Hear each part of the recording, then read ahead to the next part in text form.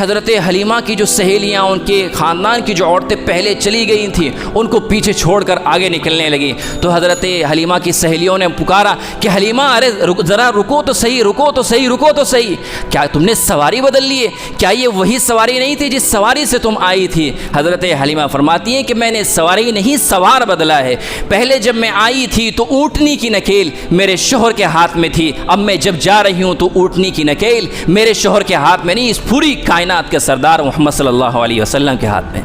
ہر ابتدا سے پہلے، ہر انتہا کے بعد، ہر ابتدا سے پہلے، ہر انتہا کے بعد ذات نبی بلند ہے، ذات خدا کے بعد۔ دنیا میں احترام کے قابل ہیں جتنے لوگ،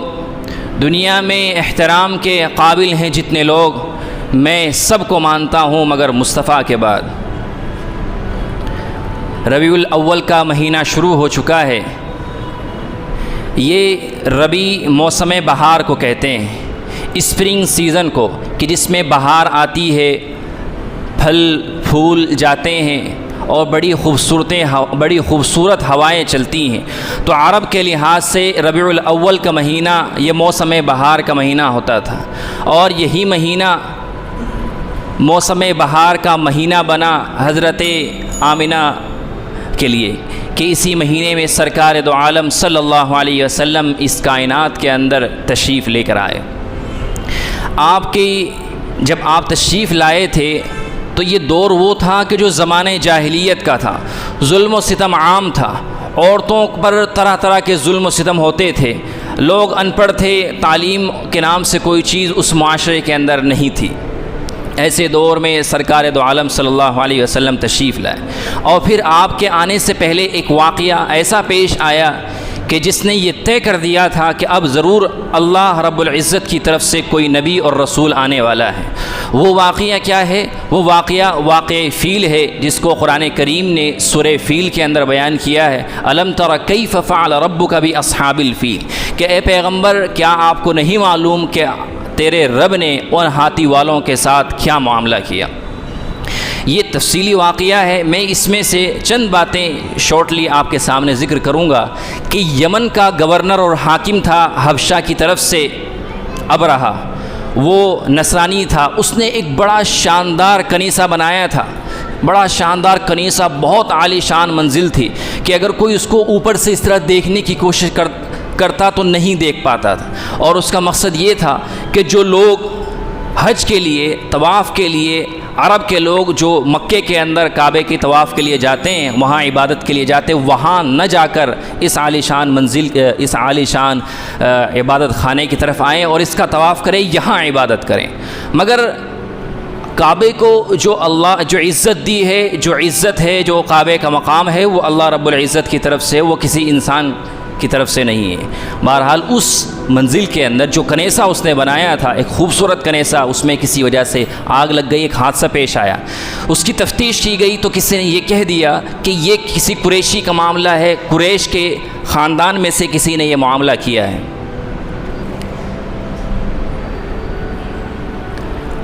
اب اسے اس بات پر سخت ناراضگی ہوئی، اس نے یہ طے کر لیا کہ میں ہاتھیوں کا ایک لشکر لے کر جاؤں گا اور مکے کے اندر جاؤں گا اور کعبے کو بالکل مسمار کر دوں گا، نیست و نابود کر کے ختم کر دوں گا۔ اس ارادے سے وہ وہاں سے چلا اور اپنے ساتھ ہاتھیوں کا ایک لشکر لے کر آیا۔ جب وہ کعبے کے پاس یعنی مکے کے پاس پہنچا، مکے کے باہر، تو اس نے وہاں پر پڑاؤ ڈالا۔ وہاں پر دیکھا کہ بہت سارے قریش مکہ کے اونٹ چر رہے ہیں، تو ان اونٹوں کو اپنے گرفت میں لے لیا، سب کو گرفتار کر لیا، سب کو قید کر لیا۔ مکے والوں کو یہ بات معلوم ہو چکی تھی کہ ابرہہ آ رہا ہے اور کعبے کو مسمار کرنے کے ارادے سے آ رہا ہے، تو وہ بڑے بے چین تھے، بڑے پریشان تھے۔ حضرت عبد المطلب جو اللہ کے نبی صلی اللہ علیہ وسلم کی دادا تھے، وہ اس زمانے میں پورے کعبے کے متولی تھے اور پورے مکہ کے سردار بھی تھے۔ وہ ابرہہ کے پاس مکے سے باہر گئے اور اس کے پاس جب پہنچے تو ابرہہ نے دیکھا کہ کوئی عظیم الشان اور باوقار آدمی آ رہا ہے، تو وہ اپنے تخت سے نیچے اتر کر بیٹھ گیا اور حضرت عبد المطلب کو بھی اپنے ساتھ بٹھایا اور اپنے ترجمان اور ٹرانسلیٹر سے یہ کہا کہ ذرا بتاؤ کہ یہ کس لیے آئے ہیں۔ ابرہہ نے ان سے یہ بات معلوم کی، مگر اس سے پہلے ابرہہ نے یہ بات قریش مکہ سے کہی تھی کہ ہم یہاں مکے کے اندر اس لیے آئے ہیں کہ کعبے کو نیست و نابود کرنا چاہتے ہیں، کعبے کو مسمار کرنا چاہتے ہیں۔ اگر تم ہمیں پریشان نہیں کرو گے، ہمارے مقابلے میں نہیں آؤ گے، ہم تم سے لڑائی نہیں کریں گے، تم سے جنگ نہیں کریں گے، جس مقصد کے لیے آئے اس مقصد کو پورا کر کے چلے جائیں گے۔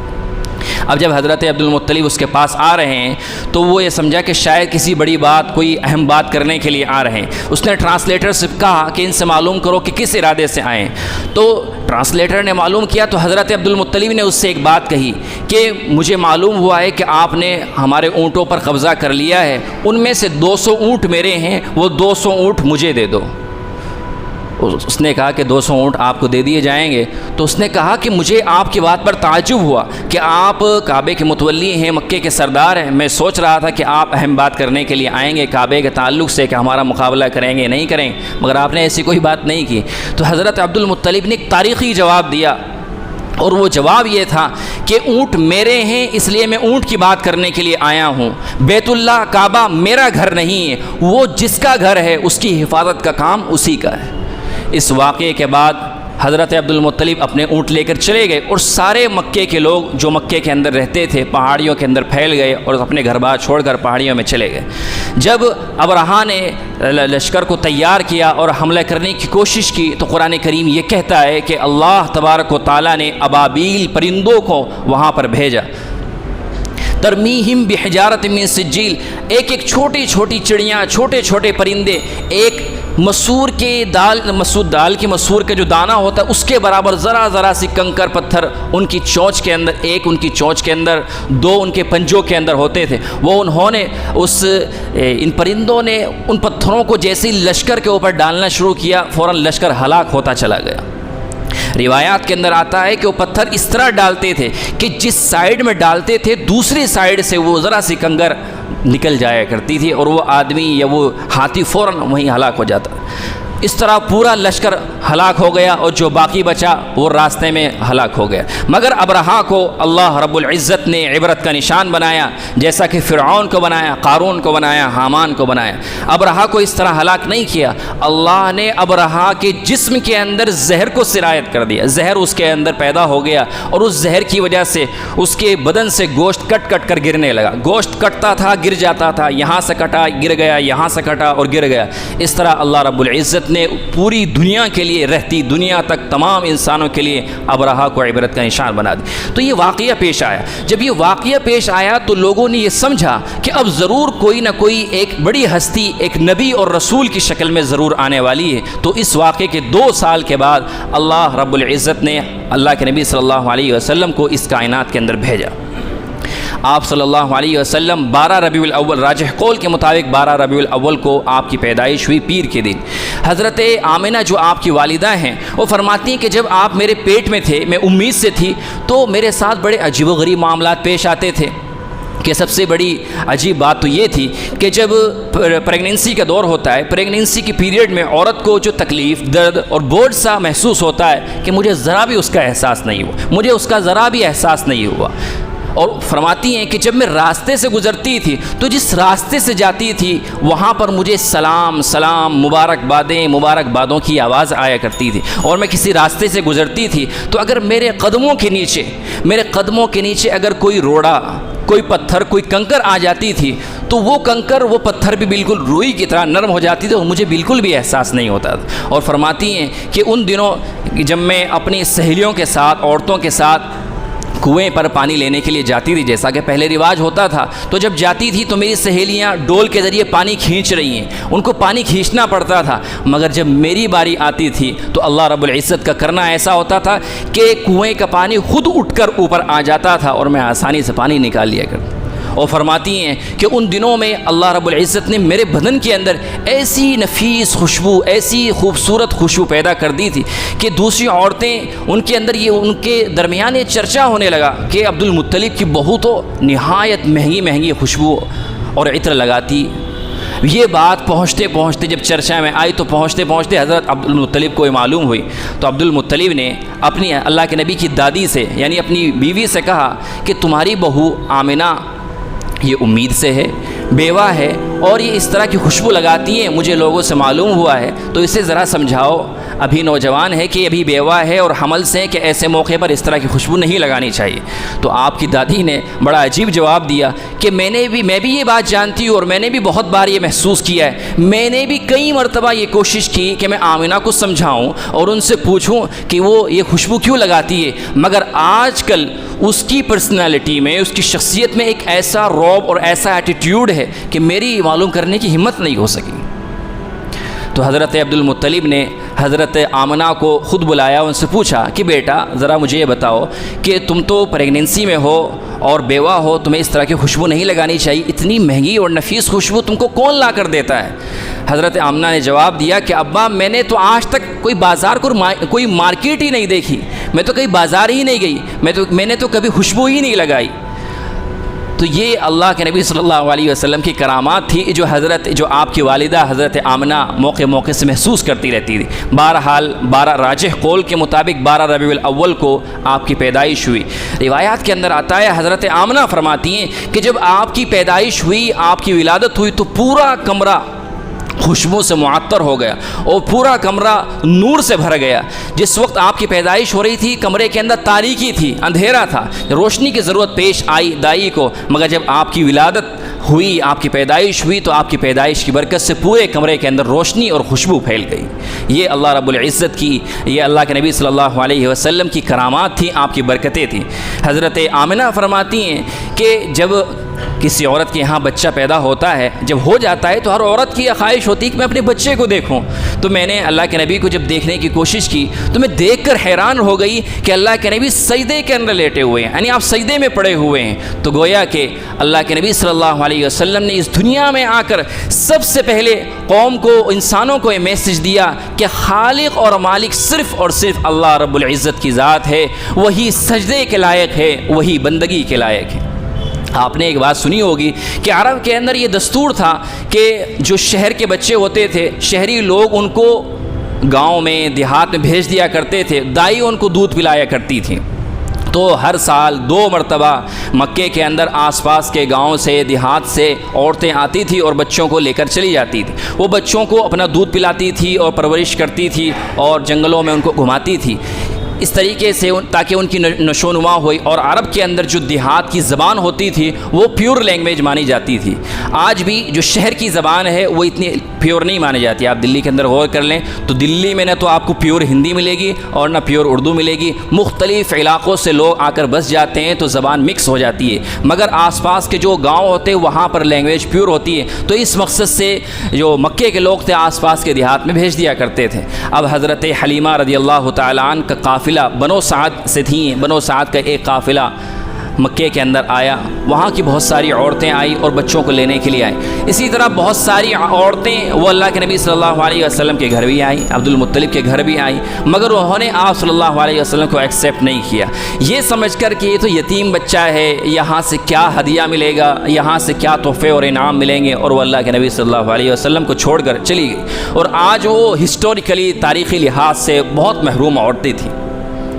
حضرت حلیمہ رضی اللہ تعالیٰ دیر سے پہنچی کیونکہ حضرت حلیمہ کی جو سواری تھی وہ نہایت مریل اور کمزور قسم کی تھی، اس لیے وہ آہستہ آہستہ چل رہی تھی۔ تو مکے کے اندر بھی حضرت حلیمہ سب سے بعد میں آئی تھی۔ اب حضرت حلیمہ نے دیکھا کہ ساری عورتیں جا چکی ہیں اور سب بچے ختم ہو گئے ہیں، صرف ایک بچہ باقی ہے۔ تو ان کے شوہر نے، حضرت حارث نے ان کو یہ مشورہ دیا کہ چلو اسی کو لے لیا جائے۔ اس کو لینے کے لیے حضرت حلیمہ رضی اللہ تعالیٰ عنہ اللہ کے نبی صلی اللہ علیہ وسلم کے گھر جب پہنچی تو کہا، حضرت آمنہ سے پوچھا کہ کیا تمہارے یہاں بچہ ہے؟ حضرت آمنہ نے درد بھرے لہجے میں کہا کہ بچہ تو ہے مگر تم لوگ ہی نہیں۔ حضرت حلیمہ نے پوچھا کہ کیوں؟ آمنہ نے جواب دیا کہ بچہ یتیم ہے، کہ بہت ساری عورتیں آئی تھیں اور وہ چھوڑ کر چلی گئی، انہوں نے ایکسیپٹ نہیں کیا۔ حضرت حلیمہ فرماتی ہیں کہ میں نے آمنہ سے کہا کہ بچہ دکھاؤ تو صحیح، بچہ کہاں ہے؟ کہ حضرت حلیمہ کو لے کر آمنہ جب کمرے میں پہنچی تو حضرت حلیمہ فرماتی ہیں کہ جیسے ہی میں کمرے میں داخل ہوئی ایک خوشبو کا ایک جھونکا ایسا میرے سامنے آیا کہ میری طبیعت حشاش بشاش ہو گئی کہ اتنی خوبصورت خوشبو کہاں سے آئی. اور جب میں نے اللہ کے نبی کو دیکھا تو میں یہ کہنے پر مجبور ہو گئی کہ میں نے آج تک پوری زندگی میں اتنا خوبصورت اتنا حسین بچہ نہیں دیکھا. اللہ رب العزت فرماتے ہیں کہ حلیمہ تو نے اتنا خوبصورت حسین بچہ نہیں دیکھا, میں نے اتنا حسین اور خوبصورت بنایا ہی نہیں, میں نے جس سانچے سے جس فریم سے محمد کو بنایا تھا میں نے اس سانچے کو ہی ختم کر دیا. حضرت حلیمہ فرماتی ہیں کہ جب میں نے اپنا ہاتھ اللہ کے نبی کے سینے پر اس طرح پھیرا تو آپ نے بڑی مسکراہٹ کے ساتھ اپنی آنکھیں کھولی تو بس میری قسمت کے دریچے کھل گئے. میں نے آپ کو اپنی گود میں جیسے ہی اٹھایا کہ ہمارے علاقے میں اس وقت قحط سالی تھی, دودھ نہیں تھے, گھاس خشک ہو گئی تھی, ترکاری نہیں تھی, اور اسی لیے میری چھاتی بھی خشک ہو گئی تھی, دودھ نہیں اترتا تھا, میرا بچہ بلبلاتا رہتا تھا. میں نے اللہ کے نبی کو اٹھا کر اپنی گود میں جو لیا اور چھاتی سے جو لگایا میری چھاتیوں میں دودھ اتر گیا. آپ نے دائیں چھاتی سے دودھ پیا, میں نے آپ کو بائیں طرف کرنے کی کوشش کی مگر آپ نے بائیں کی طرف دودھ نہیں پیا. یہاں بھی اللہ کے نبی صلی اللہ علیہ وسلم نے انصاف کا سبق دیا, انصاف کا یہ میسج دیا, کیونکہ حضرت حلیمہ کے یہاں ایک بچہ اور تھا, حضرت عبداللہ, وہ اللہ کے نبی صلی اللہ علیہ وسلم کے رضائی بھائی تھے. تو آپ نے یہ میسج دیا کہ نہیں, میرا حق صرف ایک ہی طرف ہے, دوسری طرف میرے بھائی کا حق ہے. حضرت حلیمہ رضی اللہ تعالیٰ ان کو لے کر وہاں سے چلی تو ساری ان کی قبیلے کی عورتیں جا چکی تھی, سب رخصت ہو گئی تھی, حضرت حلیمہ پیچھے رہ گئی تھی اس لیے کہ ان کی اونٹنی کمزور سی تھی. حضرت حلیمہ اپنے خیمے میں جب لے کر آئی تو حضرت حارث دودھ دھونے کے لیے جب اونٹنی کے نیچے بیٹھے تو حلیمہ سے فرمانے لگے کہ حلیمہ یہ بچہ تو واقعی برکتوں اور رحمتوں والا نکلا, آؤ ذرا اونٹنی کے تھنوں کو دیکھو کس طرح دودھ سے بھرے ہوئے. حضرت حلیمہ نے بھی دودھ پیا, ان کے شوہر نے بھی دودھ پیا, سب نے دودھ پیا, سب شکم سیر ہو گئے, چھک گئے. اس کے بعد جب چلنے لگے اور چلنے کا ارادہ کیا تو حضرت تو انہوں نے بیٹھنے کی ترتیب یہ رکھی کہ سب سے پہلے حضرت حارث بیٹھے ان کے شوہر, اور پھر اس کے بعد حضرت حلیمہ اللہ کے نبی صلی اللہ علیہ وسلم کو گود میں لے کر بیٹھی. اونٹنی کو اٹھانے کی کوشش کی تو اونٹنی اٹھنے کے لیے تیار نہیں, اونٹنی اٹھنے کے لیے تیار نہیں, بار بار کوشش کی پھر بھی اٹھنے کے لیے تیار نہیں. حضرت حلیمہ نے فرمایا کہ حارث مجھے ایسا لگتا ہے کہ یہ بچہ بڑی شخصیت ہے اور شاید قدرت کو ہمارا یہ عمل پسند نہیں آیا کہ ہم اس بچے کو پیچھے بٹھائیں. حضرت حلیمہ نے کہا کہ آپ اس بچے کو آگے بٹھاؤ. جیسے ہی اللہ کے نبی صلی اللہ علیہ وسلم کو سب سے آگے لایا گیا, اونٹنی فوراً اٹھ کر کھڑی ہو گئی اور چلنے لگی, اور چلتی چلتی اتنی تیزی کے ساتھ دوڑی, اتنی برق رفتاری کے ساتھ بجلی کی طرح دوڑی کہ حضرت حلیمہ کی جو سہیلیاں, ان کے خاندان کی جو عورتیں پہلے چلی گئی تھیں ان کو پیچھے چھوڑ کر آگے نکلنے لگی. تو حضرت حلیمہ کی سہیلیوں نے پکارا کہ حلیمہ ارے ذرا رکو تو صحیح, رکو تو صحیح, رکو تو صحیح, کیا تم نے سواری بدل لی ہے, کیا یہ وہی سواری نہیں تھی جس سواری سے تم آئی تھی. حضرت حلیمہ فرماتی ہیں کہ میں نے سواری نہیں سوار بدلا ہے, پہلے جب میں آئی تھی تو اونٹنی کی نکیل میرے شوہر کے ہاتھ میں تھی, اب میں جب جا رہی ہوں تو اونٹنی کی نکیل میرے شوہر کے ہاتھ میں نہیں, اس پوری کائنات کے سردار محمد صلی اللہ علیہ وسلم کے ہاتھ میں. تو یہ سرکار دو عالم صلی اللہ علیہ وسلم کی پیدائش کا ایک پیدائش کی تاریخ ہے. اب ربیع الاول کا مہینہ چل رہا ہے, 12 ربیع الاول آنے والے ہیں, تو میں اس کے متعلق 2 منٹ کے اندر چند باتیں عرض کرنا چاہتا ہوں کہ 12 ربیع الاول میں کیا کرنا چاہیے. 12 ربیع الاول کو کیا کرنا چاہیے, تو یاد رکھنے کی بات یہ ہے کہ 12 ربیع الاول کے موقع پر سرکار دو عالم صلی اللہ علیہ وسلم سے, آپ کے صحابہ سے کسی بھی قسم کی کوئی عبادت, کوئی فنکشن, کوئی پروگرام, کوئی سیلیبریشن ثابت نہیں. آپ نے اپنی زندگی کے اندر کبھی اپنی میلاد, کبھی اپنا برتھ ڈے نہیں بنایا, آپ کے صحابہ نے نہیں بنایا, صحابہ کے بعد آپ کے تابعین نے نہیں بنایا. تو ہم جس طرح نارملی عبادت کرتے ہیں تو اس طرح نارملی عبادت کر سکتے ہیں. اگر آپ چاہیں تو اس حضور صلی اللہ علیہ وسلم کے لیے درود کا نذرانہ, درود شریف آپ جتنی زیادہ پڑھ سکتے ہیں پڑھیے, اور سیرت پاک پڑھیے, اور یہ طے کیجئے کہ ہمیں اپنی زندگی حضور اکرم صلی اللہ علیہ وسلم کی سنتوں کے مطابق گزارنی ہے. آج کل جو آپ دیکھتے ہیں کہ جب 12 ربیع الاول کا موقع آتا ہے, مسجدوں کو, قبرستانوں کو چراغاں کیا جاتا ہے, ڈفرینٹ ٹائپس کی اسپیشل ڈش تیار کی جاتی ہے اور لوگوں کو بلایا جاتا ہے, پارٹی کی جاتی ہے, جلسے جلوس کیے جاتے ہیں اور بہت سارے کام کیے جاتے ہیں, اور یہ سمجھنے کی کوشش کی جاتی ہے کہ حضور صلی اللہ علیہ علیہ وسلم کی میلاد ہے تو یہ اس کی پارٹی ہے۔ اللہ کے نبی صلی اللہ علیہ وسلم سے، آپ کے صحابہ سے، آپ کے صحابہ کے بعد جو تابعین ہیں، ان کے بعد جو ائمہ مجتہدین ہیں، کسی سے کوئی اس طرح کا عمل ثابت نہیں ہے۔ اللہ کے نبی صلی اللہ علیہ وسلم نے اپنی پوری زندگی میں کبھی برتھ ڈے نہیں بنایا۔ یہ شروعات تو اصلاً عیسائیوں کو دیکھ کر ان کی نقل میں شروع ہوئی۔ عیسائیوں نے حضرت عیسیٰ کا برتھ ڈے بنایا تو ایک بادشاہ نے اپنی حکومت کو بچانے کے لیے اس کی نقل کرنے کی کوشش کی، تب سے یہ 12 ربیع الاول کے موقع پر جلسے، جلوس اور حلوے اور بہت سارے پروگرام شروع ہوئے۔ اس لیے اگر آپ سچے امتی ہیں اللہ کے نبی صلی اللہ علیہ وسلم کے، تو آپ کو یہ چاہیے کہ آپ اس دن یہ طے کریں کہ مجھے اپنی زندگی حضور صلی اللہ علیہ وسلم کی سنتوں کے مطابق گزارنی ہے۔ یہی اللہ کے نبی سے سچی محبت ہے اور یہی سچا عشق ہے اور یہی سچے امتی ہونے کی پہچان ہے۔ اللہ